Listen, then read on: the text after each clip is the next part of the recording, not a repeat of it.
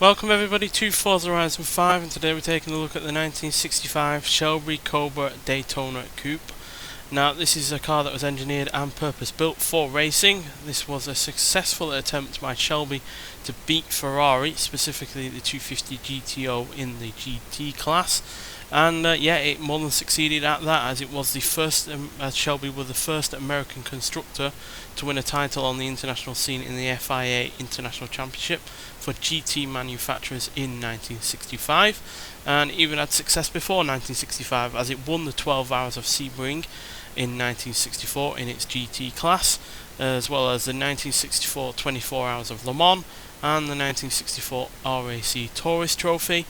And to clinch the GT class win in the GT manufacturers for 1965, it won at 24 Hours of Daytona, 12 Hours of Sebring, the Italian Grand Prix at Monza, the Nürburgring 1000 kilometers, the 12 Hours of Reims, which is what clinched it overall the title for that 1965 championship. And it also set 25 land speed records at Bonneville Salt Flats. So yeah, hugely successful car back in its day, and yeah, still a pretty quick car even by today's standards as well.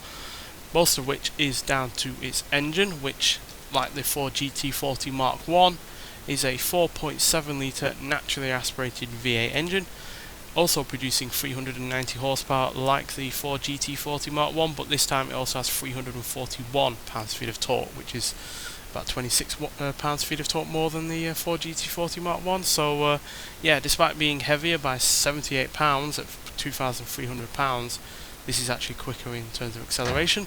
Slightly slower at the top end, but still quicker in terms of acceleration. And yeah, probably the first American car to achieve 0 to 60 in under 4 seconds, but still, regardless, a fantastic racer, and yeah, easily one of the more European looking cars going in America at the time, along with the GT40 in fact. And yeah, looks absolutely stunning.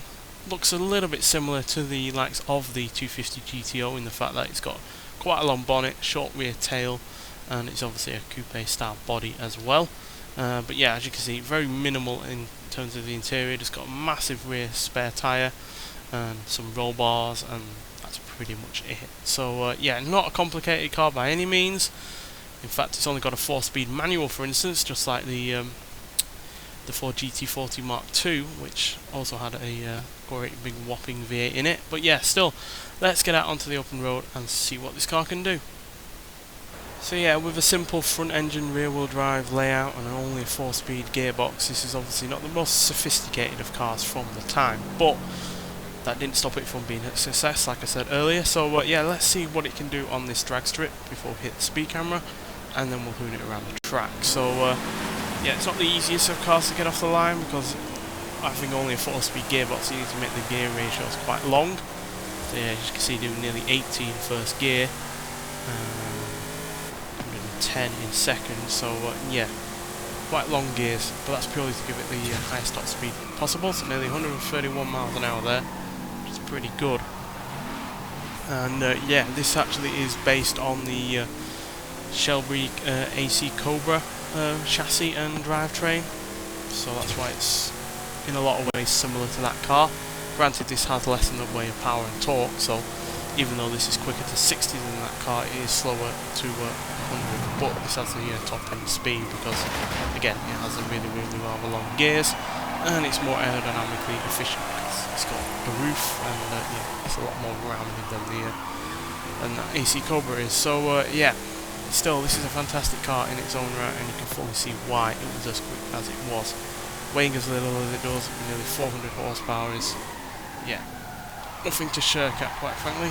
Granted, it's a little bit outdated in today's compared to today's cars in a lot of ways. To the trial.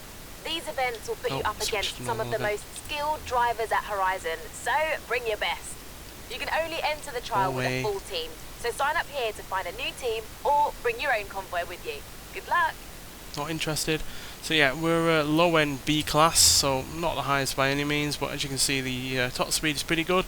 But everything else is a little bit on the low side, and if you compare it to the Cobra, which we've already Cobra 427, because as you can see it's got way more in the way of power and torque. It's a little bit heavier, the convertible Cobra, at 50 pounds, but as you can see it's got way more in terms of power and torque, easily one of the torquiest V8s from the 60s. But like I said, it's got lower top speed, but as you can see the acceleration is a little bit better, the handling is better, the braking is better. Not quite sure why the brakes and the handling isn't quite as good on this as you'd expect in comparison to a road car, but that's just the way it is sometimes. Sometimes the stats are a little bit different, and yeah, that's just the way it is. But on the whole, this is still a really rather fantastic car to drive. It's really rather enjoyable. It's got a great sounding V8, as you'll hear in a minute, and yeah, it's a challenge to drive in the best way possible. So let's hear the engine, and then we'll talk about it some more.